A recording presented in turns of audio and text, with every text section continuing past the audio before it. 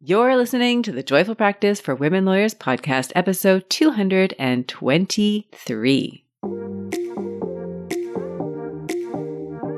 Welcome to the Joyful Practice for Women Lawyers podcast. I'm your host, Paula Price, lawyer turned certified executive coach. This podcast was created to empower women lawyers just like you to create a life and practice you love. Join me every week for a break from the hustle so we can focus on you, what you truly want, and how you can create it. If you're over the overwhelm, done with putting out fires, and ready to redefine success on your own terms, you're in the right place. Ready for today's episode? Let's dive in. Hello, my dear friend. Welcome back to the podcast, and thank you so much for joining me here today. I'm thrilled to be speaking with you this week.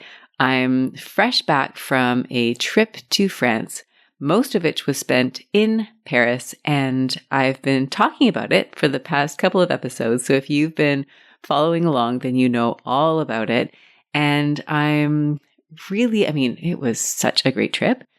And at the same time, I am happy to be home. I'm happy to be settled in, to have the creature comforts of life in Vancouver. But that being said, I will miss the streets of Paris, the architecture, the culture, the sort of hustle and bustle of being on vacation.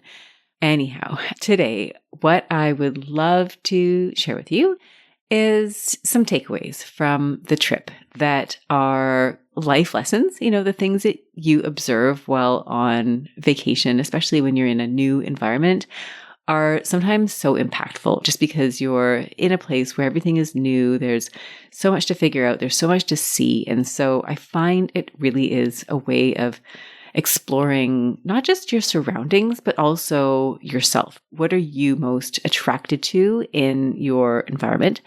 And over the course of the trip, there were a number of aha moments for me, a number of lessons learned. And so what I'd love to do this week is take you through 3 lessons or 3 kind of things that I absorbed during the trip and talk about them in a way that shares some of the experiences that I had. So hopefully you're in the mood to hear about my trip to France. I'm mostly going to talk about Paris. And also how these lessons apply in a career context. Because after all, this is a podcast for lawyers who are looking to increase the amount of joy that you feel in your practice, to increase the alignment that you feel between who you are as a person and what you do day to day. So I will tie it back. But warning, I suppose, today's episode will be a lot about the magic of exploring your surroundings and what I learned while abroad. So with that, I'm going to dive in. And there are 3 life lessons that I would love to share with you today. Life lessons that are also career lessons. So what I'll do is I will share the lesson with you. I will share a takeaway about those lessons and then also how it's relevant to a legal career. How I've seen this with lawyers that I've worked with and how I've perhaps experienced it myself while I was practicing as a lawyer. So lesson number 1. And actually, before I do that, maybe a little bit more context. The trip that I took, if you haven't been listening, is just a week. It wasn't a long trip, but it was absolutely what I was dying for. And it was not a disappointment at all. I went with my husband and my daughter. So my husband was with us for 3 nights where we flew from Vancouver to Paris. We landed in Charles de Gaulle Airport and we spent the first 2 nights in Versailles. If you have never heard of Versailles, you've never been there, it is where you'll find a huge, very opulent castle that was built by Louis XIV, and you can tour inside the castle. It's a relatively small town, about maybe 30 to 40 minutes outside of Paris, and we stayed there. I wanted to go there first because it was relatively quiet. I thought, landing and going straight into Paris might be a little bit overwhelming with the jet lag. And it was my daughter's first time in Europe. She's almost 11 years old, but it's kind of a big transition, or it's quite different from where we live in Vancouver. And so we had 2 nights there. We spent a day in Giverny, which is where Claude Monet lived when he painted all the famous Lily portraits. So that turned out to be an absolutely breathtaking and wonderful day trip. We were able to drive out there from Versailles. It was maybe a 40-minute to an hour drive. I don't know exactly. And it was just gorgeous. And then on the third day, we drove into Paris. We toured the castle, the Versailles castle. That must have been Tuesday morning. Anyhow, we were there, we toured the castle, and then we drove into Paris and drove around Paris for a little bit. We had dinner with my husband, and then he left that day. And then my daughter and I had 4 more nights in Paris. And so we did a ton of sightseeing. We climbed up the Eiffel Tower. We went to the Picasso Museum. We went to the Illusion Museum.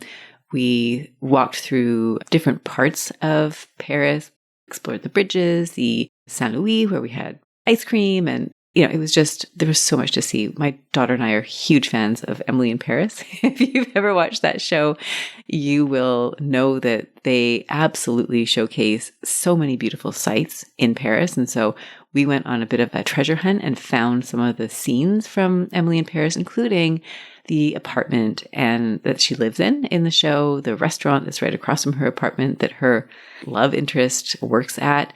And there's a boulangerie, a bakery there where she has her first pain au chocolat or chocolate croissant. So we saw all of these things while we were there. So the reason I mentioned this is just to give you a bit more context. It was a trip that was relatively brief. I mean, a week is not forever. It's certainly enough to get a really good taste of your surroundings, but we easily could have stayed longer. Now, that being said, I think we were also ready to come home. It was very hot, very, very hot while we were there. And so a bit tougher, right? When you're traveling in the heat, it's a little bit tougher on your body. So anyhow, now I will get into the lessons. Now that I've set the stage, set the backdrop, anybody who is thinking about going to Paris, please do send me a note. I've got some ideas in terms of places that I would recommend seeing. I also have a list of recommendations that someone gave me while I was there that sadly I didn't see until our last day. And it's such a great list. So I've been sharing it with others who are in Paris or who are going to Paris because I just think it's such a great list. But anyways, enough about that. The lessons. So the first thing is when it comes to planning a trip or planning your career, the first lesson that came to me during my trip was you want to do your research. However, at the end of the day, you don't want to put other people's recommendations, other people's advice, other people's suggestions, even the suggestions that you found in your research through YouTube videos or through what AI will tell you. I used ChatGPT a little bit to plan parts of the trip. I used Google Maps when I was there to navigate my way through the streets of Paris, to know which metro to take, how to get from point A to point B. The first lesson that I extracted from the trip is, yes, you want to do your research, but when you're on the ground, when you are in the moment, you absolutely want to trust yourself. You are the one who ultimately is going to need to put the pieces together. I'm going to give you some examples because this really rang true. So one example was on the first day that my daughter and I were in Paris on our own. We really wanted to find a certain type of pastry. And so we went to our hotel concierge and we said, hey, listen, this is what we're trying to find. Do you know any places in the neighborhood? And so he told us, when I'm in the mood for a really good pastry, I go down the street to this shop. It was maybe a 10-minute walk from where we were staying. He gave us the name, gave us the directions. We went on this tour. We went and we found the place he recommended and we set foot in there and we knew immediately it was absolutely not what we wanted. The thing that we'd been asking about wasn't actually there. It was very busy. It was very commercial and it wasn't at all what we were in the mood for. And so it was one of those moments where I just thought, other people's tastes are so different from your own. And so it's hard to ask other people for advice and then for their advice to align with your advice. So I know I've just offered to provide my insights and suggestions if you are planning a trip to Paris or a trip to France. But that being said, at the end of the day, other people's advice is only so helpful. It's based on their tastes, their preferences, and it might not align with yours. What you'll also find is that other people have incomplete information. Now, this reminds me a lot of when I was a junior lawyer and I would turn to some of the senior lawyers on files and say, hey, listen, I've got this file. Here's what's going on. What are your thoughts? And their strategy was often, it was often very good advice. Typically I was asking lawyers who had much more seniority than me, but I assumed that because they were more senior than me, because they'd done this type of work for many years, that they would know the answers, that they would somehow be able to piece it together better than I could. And what is actually the case, what is actually true, is that yes, people with more experience or people who have a different perspective can offer you some really good strategies, but the information that they have is incomplete, is not as complete as the information that you have. For example, there were a couple of times, actually more than a couple of times, when we were kind of lost on our trip, not necessarily lost as in like, ooh, this is terrible. I'm going to talk a little bit more about the metro ticket incident in my next point, but where, you're kind of asking people for directions or advice, and each of them will give you a little piece of the puzzle. They might give you one clue, but you kind of have to follow clue by clue in order to get to the answer. It's not like any one person can give you a perfect answer. And interestingly, I had my own experience of this in Vancouver yesterday, where I was walking down the street and someone who was new to Vancouver, a tourist from another part of Canada, was asking me about parking in Vancouver. And they said, there are these signs here that say when you want to get a permit, you need to pay for it. You need to pay for it before parking. And I spoke with her for a minute and I looked at where she was parked and I saw that there was this permit sign and I said, well, you can't actually park there. The sign says you can't park there unless you have a permit. And what that really means is that you can't park there unless you live there and that you've been issued basically a ticket from the city or a permit from the city that allows you to park on that street. Now, what I didn't know was that a block further, so we had a conversation, I gave her some ideas about where to park, but a block later, I found this other sign and I saw these ticket machines where it said, you need to pay for a permit to park here. I didn't know about those machines or about those signs. I realized, oh, wait, there are different signs that talk about these permits that you have to pay for. And what she was asking all of a sudden made a lot more sense. But I didn't have that information at the time when I had the conversation with her because I hadn't seen it. That's not an area that I live in. These are not machines that I'm familiar with. And so I gave her decent advice. I think the parking suggestion was probably pretty helpful, but I did not have her full context. So for you as well, right? If you're looking at the situation that you're in, if it's a work situation, a career situation, you need help on a file, you need some career, some strategy, insight, whatever, and you're looking to somebody else to help you with that, they will never have the same level of information that you yourself have, being the person who's central in the file or central in the situation. So it's going to be incomplete. Inevitably, when you seek advice from other people, they won't have all of the information that you have. Another reason why you don't want to rely too much on other people's opinions, other people's advice, is that sometimes you'll miss out on opportunities because you're so busy trying to follow other people's suggestions. So this is something that I was a little bit attuned to before our trip. I didn't want to ask too many people for their advice or their suggestions on where to go because I knew with the short amount of time that we had, we wouldn't be able to see everything. And I don't like the idea of asking people for their input, their advice, if I know I'm not going to be able to follow it. And so, there were a couple of things that I committed to on the trip, like places that I went to see that I'm not sure, I wouldn't have gone there on my own because I wouldn't have known about them. And I did wonder if by scheduling things into the calendar that were based on other people's suggestions, if I was not missing out on opportunities to explore on my own, right? When you're so busy rushing to make it to the museum at 10:30 because you don't want to miss a window that you have to get there. And so you pass by all these other great opportunities because you're trying to reach that destination because somebody else said it was a really good idea. You might miss out on things that you would otherwise notice that would really speak to you, that you might enjoy even more. So you don't want to be so caught up in other people's suggestions, right? And you might see this with mentors who are very well-meaning, who are telling you, do X, Y, and Z. And so you might attach to their ideas, and they're really great ideas, but maybe they're not the best ideas for you. And if you're so focused on following somebody else's suggestions, you miss out on that opportunity to come up with your own ideas or to notice the things along the way that really speak to you. So that was another reason. Another thing, and this comes up with my Google Maps. I loved Google Maps. They really helped me enormously. Because Paris is huge and the streets can be confusing for someone who doesn't go there very often.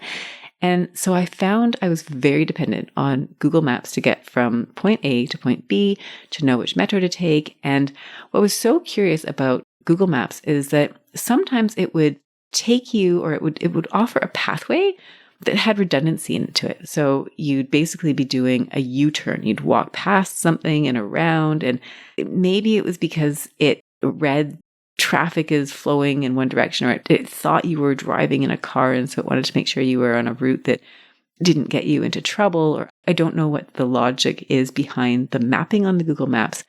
But if you look closely at some of the suggested routes, they were not the most efficient routes. So if you are relying on AI or technology or other people's suggestions, they might actually not be the best routes or the best strategies. And the only way to really know that is to examine them a little bit and decide on what is actually the best strategy. And the final thing that I'll say here, and I'm not sure this point fits perfectly in here, it probably does fall into the category of doing your research and then not being too much of a slave to what you find. There was one bakery that I don't know how I came, well, I do know how I came across it. Okay, I found it on the Masterclass app. I don't know if you're on the Masterclass app, but I am. And every once in a while, I'll pop in there and I'll look at the Masterclass. And somehow, by coincidence, a Masterclass on bread making came up in my app. And it was all about this very famous bakery in Paris. And it had been around for hundreds of years and generations. And they have the best bread. And they've had the same, it's a sourdough type bread. They've had the same strain for the past, I don't know, many, many years. And they had all this great information about how to make the best bread, etc. So I put it on my list of things that I'd like to see while in Paris. And sure enough, after my daughter and I visited the Eiffel Tower, I went onto my Google Maps to see what was in the neighborhood, and this bakery happened to be a few blocks close to where we were. And we were hungry, and so I thought, let's go check out this bakery. Let's go see what it's all about. And we did that. We walked over there, and I bought, I don't know, an apple turnover and some, I don't know what else. What else did I get? I can't remember. Oh, a flan. My daughter wanted to try flan. We'd never tried it before. And then I bought a couple mini loaves of this very famous bread.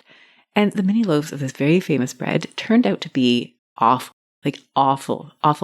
They were rock solid, absolutely tasteless. They were like cardboard. And I thought, wow, like this is such a classic example where the hype is like, here's this thing. It is the best. It's been around for hundreds of years. People want this. And my experience of it was just totally disappointing. And so this is not to say that the bread is always bad. I mean, for all I know, I was there on an off day and whatever reason they didn't have the fresh bread. It was clearly not made that day. Who knows? Who knows what really happened? But sometimes the things that you expect are going to be the best, the highlight, there's all this hype attached to them, turn out to be totally disappointing because the buildup, the expectation is so high and the experience of it is so average or below average. So this point, right, this main life lesson then is do your research. Ask for advice. Look at what other people are doing. See what else is out there. Explore what you can find online. But at the end of the day, you need to come back to yourself. You need to ask yourself what makes the most sense to you. What do you really want out of an experience? And go from there. Do your research and then apply your own filters. What are your values? What are you most interested in seeing? What speaks to you? And what I encourage you to do here is, there's a difference between being in the research stage where everything is hypothetical. It's like job application or job searches. You're looking at all the things online. You think, oh, that looks good. That looks good. That looks great. And so you put in an application and then you go for an interview.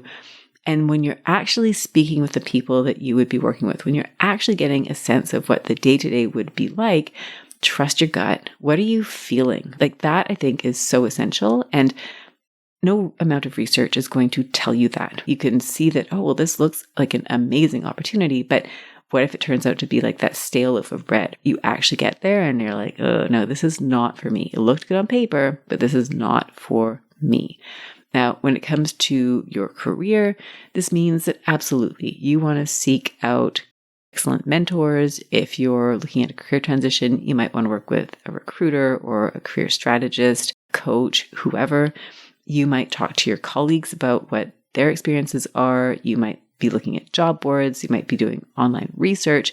At the end of the day, yes, you want to do your research. You want to hear what other people have to say. You want to hear other people's suggestions for what they think you might like.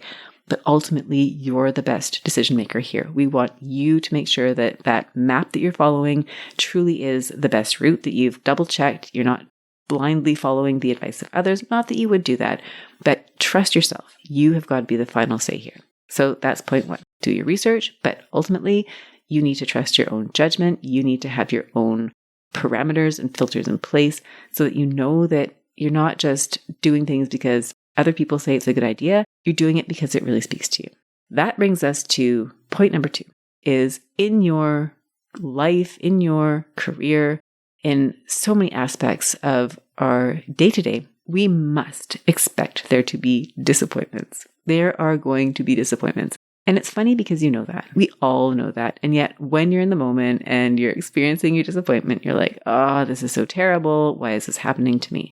And the takeaway is to look for the lessons and also how these really low moments set you up for really great moments. So I'm going to share a couple of examples. Again, I warned you I'm going to be talking about my trip, but there are a couple of low points in our trip and I want to share them with you and share the lessons that we took. So this is from the part of the trip when it was my daughter and me. When it was my husband, my daughter and me, there's sort of this sense of like, oh, there's 2 adults here. And I guess in a way I felt a little bit less responsible, right? I'm like, oh, worst case scenario or whatever, my husband can help with this. But, when you're on your own, it feels a little different. So the first challenge we had, so my husband was there, he left Wednesday morning and we were having our first full day in Paris. And the first thing that we needed to do was get from the hotel that we've been at with my husband, because I booked a place that had a larger room, like more sleeping space. And I also, with my daughter, wanted to be in the Latin Quarter because that's where Emily in Paris is largely filmed, at least the scenes around her apartment. And I wanted to be close by. I wanted her to experience what that was like. And I'd done some research. It was a good place, etc. It turned out to be an amazing spot. I absolutely loved where we stayed. But we had to get from where we were to where we were going. And the best way to do that was by taking a train, a special train, the RER train that would take us from Hotel 1 in Paris to Hotel 2 in Paris. So we had our sort of underwhelming breakfast situation after the recommendation to the pastry shop that we ended up not going to. And, we did sort of a makeshift sandwich at Starbucks, which is not exactly super French, but it was good nonetheless. We did some people watching. And then we packed up our bags. So you can imagine we've got all of our bags. They're heavy. We've got our, we'd bought sleeping pillows on the plane, which were very comfortable. I've never actually used one of those before. So we had our bags, our sleeping pillows, and all the gear and everything. So we're kind of schlepping through the streets of Paris. We find the metro and we go down to the spot where we need to board the train. And I went to load up our tickets, right, with enough fare on them so that we could get from our hotel that we were staying at previously to the next hotel. And it was just not happening. It was not happening. The machine refused to accept my credit card. And we'd been to Starbucks and I'd paid for a coffee and a tea and whatever. So I knew that my credit card was functional. Believe me, when I'm traveling and I think I have no access to money, I'm like, oh, this is not good. So that was the fear going through my mind was, oh my gosh, like, is my card unacceptable? Am I not going to be able to buy tickets? Like, this is how we got from the airport to Paris. Like, am I going to have problems here? So I was getting a little bit concerned. The whole credit card situation. Do you need a different kind of credit card to make the machine work? And so we sat there, we tried for multiple times. My daughter and I were sweating. It's hot. We're in this underground kind of like not super great metro station. And so we asked a man standing near us, like, what do we do? And he said, well, if you go up to the top level, you can look around and there's other stations where you can buy tickets. And so we went up and we looked for the stations. They weren't there. We asked a woman. We were told that there were other stations. Like, what does that mean? And she's like, I don't know what that guy was talking about. And then she was like, oh, wait a minute. There are different stations. So where we were was a very large shopping complex with a metro in the lowest level. And there were multiple entrances to the metro. So we were able to go to different entrances in order to find a different machine, a different ticketing machine. So that's what we did. We ended up going to a different entry point. And we were able to load the Metro card, thankfully. And then we were able to move from point A to point B. And it was just not a great way to start the trip. Now, in retrospect, as I'm telling you this story, you might be thinking, well, it's not such a big deal. And it isn't, right? I mean, there are such terrible things can happen to you on a trip. This was by no means terrible. It was inconvenient. What was great that came out of that were a couple of things. Number one, because we had to move to this different part of the mall, we ended up passing by a Sephora. And my daughter loves going to Sephora. So we went in there and we had a few minutes of whatever, like looking at the makeup. It smelled good. She found this sparkly thing and got sparkles all over her bag. And it was a lot of fun. So that was one of the bonuses. Another bonus was that we ultimately did arrive at our destination. And because of the timing of when we arrived, we ended up going to a cafe in the afternoon. It was beautiful. We were sitting by the Luxembourg Gardens. So we were sitting under an awning at a beautiful cafe. I was having a lovely salad. My daughter was having a creme brulee. And all of a sudden, there was this flash rainstorm. And if you've ever been in a flash rainstorm, it's just like, we don't get those in Vancouver. We get rain that goes on for days. We don't get these sudden and intense bursts of rain, but we had that. So we're sitting under the awning. It's hot. We're having our snack, and this rain starts coming down, and it's just incredible. And my daughter's like, I'm going to go dance in the rain. So she ran out under the awning and she's dancing in the rain. And it was just this magical, wonderful moment. Now, had we not had this unfortunate metro incident, we never would have had that moment. The stars would not have aligned. And then finally, the other wonderful thing that happened as a result of this awful ticketing experience was that I was very paranoid about missing our train home. And so on one of the last nights we were there, we were in the metro and I saw a person selling tickets. Now, I didn't see too many people selling tickets while we were there. Mostly it was done by machine. And so I took the opportunity to go speak to this woman about how we were going to get from our hotel suite to the airport using the train. And I approached this woman, Lulu, and I asked her name at the end of it because she was so helpful. And I asked, hey, Lulu, on Sunday morning, we need to take the train from this particular metro station to the airport. How do I load my card so that I have enough fare to make the trip? And so she told me it's very complicated, but ultimately what she told me was so valuable was that the trains were under construction. There's this stereotype of going to France and having things being closed. And it turns out on our trip, the stereotype is kind of true. When we went to the Eiffel Tower, the top floor was closed. When we found all these restaurants through Yelp or whatever suggestions, and half of them were closed. And sure enough, the train that we were going to take from our hotel suite to the airport was under construction. It was not available on the Sunday morning that we needed to get to the airport. So lovely Lulu started telling me about all the different ways that I could get there by using a bus and then a metro and then another bus. And she's like, oh, c'est très compliqué, right? It's so complicated. You have to have all these different tickets. And finally, I'm just like, well, could I take a taxi? Yes, you can take a taxi. So great. Decision was made.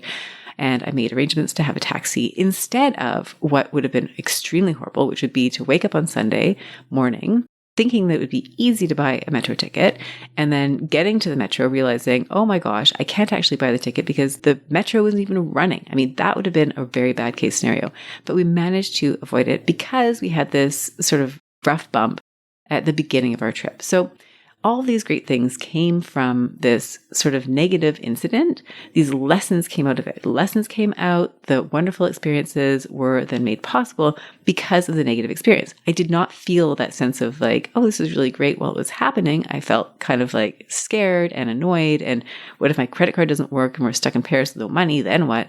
It's hard to see in the moment, but it really does happen. Now, I'm going to briefly mention another low point because the high point that followed was so magical.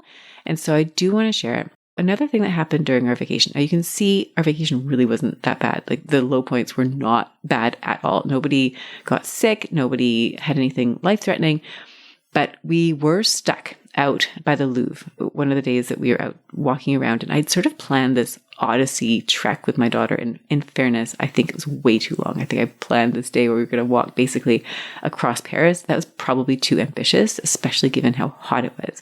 But here we were. We'd walked from our hotel in the Latin Quarter across the Seine River. We were now kind of in the area of the Louvre, and we needed to get lunch. And there was nothing. And it was maybe like 3 p.m. So we'd missed the window where lunch was actually available. And we were walking around in all these places that we saw, none of them looked very good. And so finally we sat down to a restaurant that looked promising. They had a poke bowl, right, that I thought my daughter would like. And there was this, goat cheese salad that I thought I would like. So we sat down, we asked for our food. And what arrived was just inedible. My poor daughter, I ate my food because I was starving and I thought, well, I don't really care. I'm going to pay for it. And it was probably one of the more expensive meals that we had while we were there. It was ridiculous. And it was gross. Like the salad it was supposed to come on like crisp toasts. The bread was actually like soggy. So anyways, gross to me have to think about it. And my daughter's poke bowl was just wrong. The fish was just off. The mangoes were kind of like, I don't know, soft and yucky. There was this avocado-like mixture and none of it was good. The rice was not, anyway, so she basically didn't eat any of it. And I sat there thinking, oh, this is terrible. And, I don't expect customer service in France to be what it is in North America. It just isn't. And so, they kind of looked at the poke bowl. They're like, oh, she didn't like it. I'm like, no, she didn't like it. And of course, nobody's going to do anything about it. And in fairness, like they were just not the friendliest people at the restaurant. And so anyways, I paid my euros and, we left and I felt kind of like, oh, that was disappointing in quite a major way. And we were both kind of feeling a bit funky, right? And then my poor daughter still hadn't had any food and there wasn't really anything nearby. So we stopped into a corner store. I bought her some tomatoes because that's the only thing that looked appealing. And then from there we crossed over and we were going to take a metro up to a museum. And instead we said, hey, there's a detour over there. I saw that we were very close to the Louvre. I said, do you want to go and see the grounds? We didn't have tickets to get into the museum because there were none available when I booked the trip. By the time we booked, it was fairly late in the game. None of the tickets were available. So let's go and see it. So we crossed over and we went inside to the area that is right next to the Louvre. I think it might be the Grand Palais. I'm not sure. Huge square. And it was just gorgeous. It was breathtaking. And so we kind of went from this like low point to this high point. And as we were crossing from the square that we were in, we had to go through this arched covering to step onto the grounds where you see the Louvre, where they have those classic, the glass pyramids that you've probably seen in images depicting the Louvre. My daughter said to me, she goes, oh, that song that cellist is playing is really hard to play. And I hadn't even heard the music. I was so distracted and kind of focused on what we were doing next. I hadn't even really noticed that there was music playing. So we went back and we watched this busker, this young Asian man playing a cello in like under this archway that enters out onto the square where you have the Louvre. And it was extraordinary. The way he was playing, I mean, he had this cute sign on his cello case said donations for cat food and cookies. And we watched him and at one point he was retuning his cello and it reminded me of something I'd heard recently about this idea that we as humans need to retune our energy. We need to retune our mindset. Sometimes we're going to get in a funky way and we're just not going to see things in a very positive light. And that's an opportunity for us to recalibrate and that it's normal, that we need to retune. And so literally, as he was retuning his cello, my daughter and I were retuning our whole experience of the day. And we probably sat there for, I'm going to say a half an hour, just listening to this man play beautiful music. So some songs I did not recognize. Some of them I did recognize. He played La Vie en Rose, which of course is a classic French song and really set the tone for what we were experiencing. And it was magical. And my daughter and I both felt like this was really a pivotal moment in our trip. And so had we not had this awful lunch experience, we never would have stumbled upon this cellist. We never would have experienced what it was like to stand there and see him play. And it was absolutely magical. He was kind of under this archway and it was dark, but behind him, it was so bright and so light. And we had the pyramids behind him that we could see as we were listening to him. And everybody in the crowd was watching him and they were mesmerized. And so are we. And so the point that I'm making here is, and I apologize, I really am indulging in some stories about our trip. It's this idea that these low moments, like I would not ever want to go back to that awful restaurant and sit there through that nasty lunch. But had we not had that awful experience where the people were unfriendly, the food was terrible, we never would have had that moment where we were so breathtaken by what we experienced, what we saw, what we heard, how we felt. And so again, we really need to have these low points. We have to expect them. We have to embrace them as much as possible because they are setting us up for something so much better on the other side. So the takeaways here are, yes, these low points are to be expected. They are part of the process and you get to be the one who makes the meaning out of those experiences. You get to draw lessons from them. You get to put them into context. You get to use them as a reset opportunity, right? This idea that you get to retune your instrument. You get to retune your approach. You get to recalibrate, you get to reevaluate, you get to start fresh. And so these low points become those turning point opportunities. And when you think about that as it relates to your career, you see it. You see it all the time. I've got an episode in the podcast series about making a comeback, which is all about that process where something really hard happens to you and then you build yourself back up. It's rebuilding your confidence after something really awful happens. And so in the moment, you don't want it. You would never want to experience it again. And yet it becomes a part of your story. It's woven into your career story. So how might this show up in your work? Sometimes it's having a really bad boss, somebody who is so difficult for you, who is hard on you, who teaches you all the lessons that you would never want to teach somebody else. Or maybe it's a client or a colleague or just somebody. It's like they show you the example of what not to be. And as a result, you yourself are so much better. It could be an experience where you go to court or you have a deal that is really challenging or things just go badly for you. And because it goes badly for you, you vow to yourself that you're never going to let that happen again. And so you just learn how to prepare better. You learn how to do things that are really hard in a different way. Sometimes it can be opportunities that are missed or that are lost. If you've ever had the experience of being passed over for a particular file or a promotion, or if you've lost a job and it's felt so rough in the moment, and yet what that has done is that it's created a space for you to then step out and find something different. And what you'll often find is that that thing that you find that is not necessarily what you thought you wanted turns out to be so much better. So if I go back to that example with the cellist in particular, I mean, we never would have wished ourselves to sit in this restaurant and have this meal that was not only terrible, but, the service was very unfriendly and it was expensive. I can't tell you how many euros we spent on a meal that we didn't even eat. And yet, had we not done that, we never would have taken the path toward where we ultimately went or heard the music that we heard or had that moment. It was such a precious moment with my daughter. And so that happens in your career as well, where it's like you never would have wished that upon yourself. And yet the person you became as a result of it is the person that you needed to become. And so it's hard to appreciate sometimes in the moment, but it does set you up. And same with jobs, right? You might find that you are either in a job right now that is not right for you and it's setting you up for another job where you now know what you don't want and you know what you do want. And so your search parameters are refined based on your tastes and your experiences, right?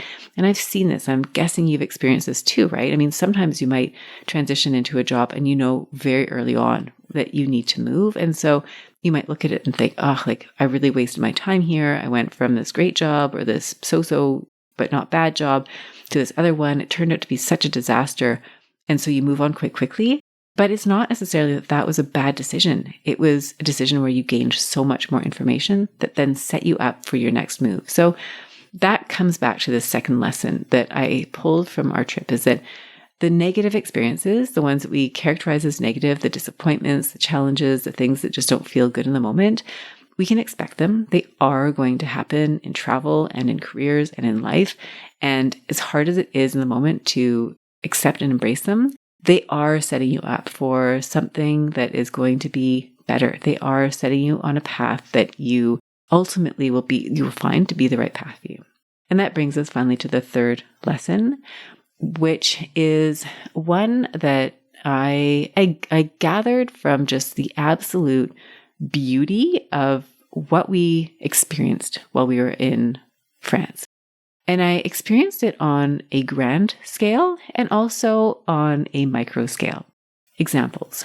When we went to Giverny, so I mentioned that we went to see it's basically the Claude Monet Museum, where he was when he painted the famous Impressionist paintings, the lily pads, the flowers, the lavender fields. I'm guessing that you know what I'm talking about. If you Google them online, you'll see them.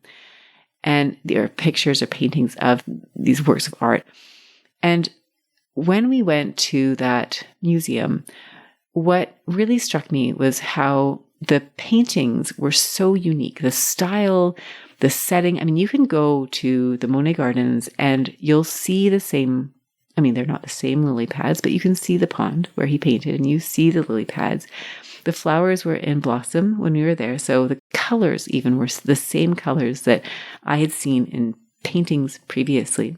And this was a very unique and distinct style of painting relative to what had come before. Another example was the Picasso Museum. So when my daughter and I were in Paris, she wanted to see the Picasso Museum, and we went there. And to be honest, I don't feel as moved by Picasso paintings as I do by Monet paintings, but I certainly appreciate the distinctiveness of his style. He's got a very distinct way of painting. And what was impressive was how distinct it is and how it was a departure from what there had been previously. The point here is that these artists were creating in a way that was unique, different, pushing the envelope. Eiffel Tower itself, this iconic symbol of Paris, that is an example of just that uniqueness, right? Something that is different, that sets the city apart. I mean, without the Eiffel Tower, would Paris really be Paris? I mean, think about how awe-inspiring that structure is. People come from miles to see it. They want their homes, their hotel suites to have a view of the Eiffel Tower. The Eiffel Tower to this day, I mean, it was built over 100 years ago. To this day, it's lit up at night. It is a scene to behold. It is iconic. It creates the fantasies of your imagination. This is a structure that was innovative, different, unlike anything that had been built before. And so when you have this uniqueness, this unique quality or expression of art, it is so appealing. People are so drawn to it. It's something to be admired.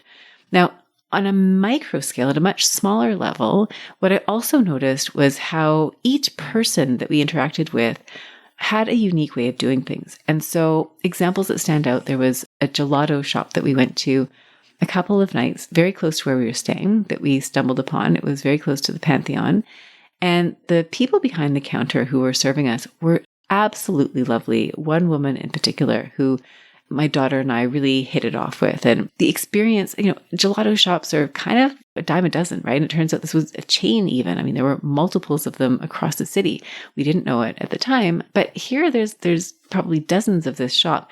And yet our experience of it was so unique and so special because of the person behind the counter and the way that she let us have as many flavors as we wanted. And she was so friendly and we were talking. It turns out she's an artist and a photographer and so interesting. Similarly, there was a bakery that we went to, the bakery by Emily in Paris's apartment. We were going to go there, but it was closed. And so we went to a different bakery that my daughter stumbled upon and we bought, it was like a apple turnover, chocolate croissant, baguette. And the first time we went there, it was absolutely outstanding. And it was the best thing we'd ever had. And so a couple of days later, I went back to kind of relive the experience and it just wasn't the same. Same with a Vietnamese meal that we had. We went there the first night and it was just mind-blowingly good. We went back another night and it just wasn't the same. And so, number one, I think there's something about the novelty of an experience and appreciating the moment that it is just magic. When you try to recreate it, you lose out on that. It's impossible, I think, to recreate the absolute experience of something that is so amazing for the first time. And I think it's also a reflection that the person who prepares the meal, the person who's baking that day, the way that the person who sells it to you engages with you as a person, as a human, all of that really speaks to the experience of it. So when you're thinking about yourself, when you're thinking about your interactions with others, I mean, in your non-professional context, but also in your work, what are the things that are uniquely you? How can you do your work in a way that is innovative, that is an expression of who you are, that is excellent in your own right? That is what is distinctive. And that is the lesson, the third lesson that I pulled from our experience of Paris, is that you can do things. You can do life in a way that is kind of average, the way that it's been done before. You can follow other people's examples and try to be a version of what someone else is doing. But where the magic is taking that departure. It's doing things the way that only you can do them. So the lessons here, the takeaways are, every day is an opportunity for that self-expression. You can do it the way that it's been done before, or you can look for innovative ways to do it.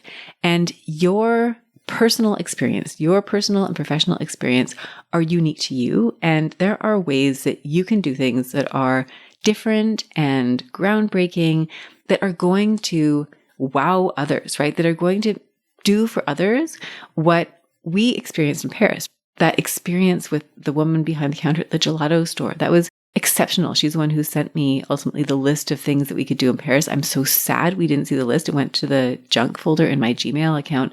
And I'm so sad that we weren't able to go to the restaurants and coffee shops that she recommended. I've looked some of them up since our trip and breathtaking. Like, I would have loved to go and see them. You know, you want to be that exceptional. So some questions that you might ask to really heighten your everyday. How can I do this in a way that is uniquely your own? Or how can you do this in a way that is uniquely your own? If you're thinking about who you're serving, whether it's a friend that you're meeting for lunch, or if it's a client where you're writing a memo, or you're doing something for somebody else, you might think about, how can I do this in a way that really aligns with them, that pleases them, that speaks to them in particular? And then maybe it's looking at processes or things that happen on repeat and asking yourself, you know, how else could I do this? What hasn't been tried before? How could I make this even better? Where's the edge that I could push, right? And I'm thinking here about the artists and how they're pushing and they're creating. And if you look, I mean, one of the most impressive things about Paris is how incredibly beautiful the buildings are, the experience of it is. I mean, the food is, when you get really beautiful food, it's outstanding. The museums, the Picasso Museum, the paintings were interesting, but the structure that it was in was absolutely gorgeous. I mean, there's these breathtaking views at every turn. And so how can you take that and incorporate that into your day-to-day life so that things that are functional can also be beautiful? So those are things that I'd encourage you to ask yourself. And when it comes to careers, then, how is this last point applicable? Look at what other people are doing. As you're mapping out what you want to do professionally, yes, look at all the other people who are successful and who have careers that you'd like to emulate. But ultimately, and this kind of comes back to that first point of trusting your own instincts, how do you make that uniquely yours? What is a way of doing this that is uniquely yours? What speaks to you? How can you bring yourself to that equation so that people see you as iconic? They want to do things the way that you have done them. And so, yes, you can turn to other people for ideas, for inspiration, for suggestions, but ultimately, you want to do things your way. You want to find your unique gifts, your unique style, and express that through your work. So those are the 3 lessons. Again, just to recap, the first lesson being, when it comes to life, when it comes to travel, when it comes to your career, yes, you absolutely want to do your research ahead of time. You want to have a plan, but ultimately, you need to trust your own instincts. You need to follow your own voice. You need to follow what feels good to you. You need to make decisions in the moment that maybe mean that you might miss out on something that someone told you was really great and you can't miss it. You may decide to miss it because where you are and what you're seeing, what you're experiencing aligns so much more with you and what you're interested in. The second lesson is that there are going to be disappointments and they are going to feel they're not going to feel good in the moment. And again, I am not taking for granted that the moments I described were not that bad. I mean, I could have been pickpocketed. We could have lost our passports. There could have been such worse things to happen. And yet I still think the point is worth illustrating. Those down moments, those low energy moments, those negative experiences, they have lessons in them. And ultimately they set you up for some of the most incredible moments, and you wouldn't want to miss those. You kind of have to go through some of the less good ones in order to experience the really magical moments. And then finally, this last point, this idea that self-expression, uniqueness, I mean, excellence. There's a wonderful article that I often refer my clients to. It's this Harvard Business Review article about feedback. And one of the things that they say in that article is excellence is idiosyncratic. Everybody does excellence in their own way. And so for you, what you want to think about is, what is your own version of excellence? And lean into that, right? It's going to be different from other people's version of excellence. And that is what truly creates the magic, not just for you, but for the people around you who experience their interactions with you. So be bold, find the nuances, see where you can innovate and do things differently and do things better and have your own unique style and signature when it comes to life and career. And on that final note, one thing I meant to mention is I think sometimes people get a little bit sad about themselves, right? If you, especially with all the social media and comparison and people posting about, this great thing happened and I've been recommended for this, or I've won this award, or I've been appointed to this position, et cetera, is that sometimes we can look at other people and say, well, oh my gosh, I feel so badly because I'm not as successful as them. I haven't done the same thing as them. And in those moments, please do pause and really be honest with yourself about whether you would want that accolade, that position, to do the work that that person is doing. Because my guess is that as much as we admire them, as much as we celebrate them and really appreciate what they have accomplished, it's no small feat. It's not necessarily a path that is one for you. Your path is different, and you're not necessarily doing those things for a reason. And that reason is very likely that it's not something, if it's not, maybe you're on the way to it, maybe it's something that will happen down the road, maybe it's something that you're truly aspiring to, but often it's something that you probably wouldn't want anyways. And so again, it goes back to that uniqueness, that unique expression of who you are. Now, there's one final thing that I just wanted to share here, which is, it's kind of like a final lesson, but I didn't think it was a lesson that I wanted to make a big story about, which is really immersing yourself in what you're doing. So I speak French. I went through French immersion schooling in Canada. And so technically, I understand French very well. I've lived in French-speaking countries for a couple of years. Lived in Paris, not Paris. I lived in France for a year, lived in Switzerland for a year in the French-speaking regions. I lived in Montreal in Canada for 3 years where it's bilingual, so opportunities to speak French. And I can tell you, I have always shied away from speaking French because I'm so self-conscious about my accent. And maybe it's because I'm older now. Maybe it's because I'm at a stage of life where I feel a sense of freedom, but I shamelessly spoke all the French that I possibly could, even with my terrible accent. And it was so fun. It was so, so fun. And that is a different experience for me. Usually I'm so self-conscious, I don't do it, but I really, really enjoyed speaking French. I enjoyed hearing it. I've since discovered that there's all these great French podcasts. So now I'm on a French podcast kick. And so immerse yourself. I found that was one of the most magical things, just speaking French and connecting with people. So wherever it is that you're at, if it's whatever stage you're at in your career, what life is throwing at you, immerse yourself. It is so worth it.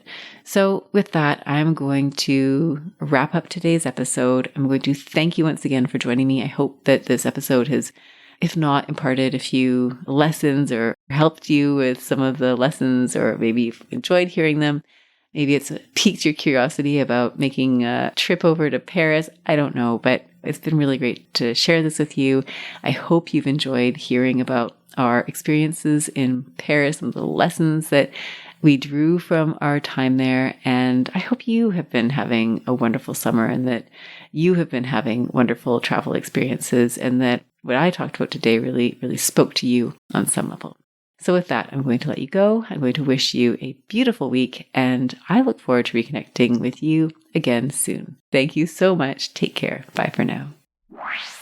If you enjoyed today's show and don't want to miss an episode, subscribe and follow the show wherever you listen to your podcasts. If you haven't already, please leave a rating and review. Your feedback will help me create a podcast that's tailored to your needs and goes straight to the heart of what matters to you. Thank you for listening to this episode of the Joyful Practice for Women Lawyers podcast. If you want more information, visit www.thejoyfulpractice.com. See you next week.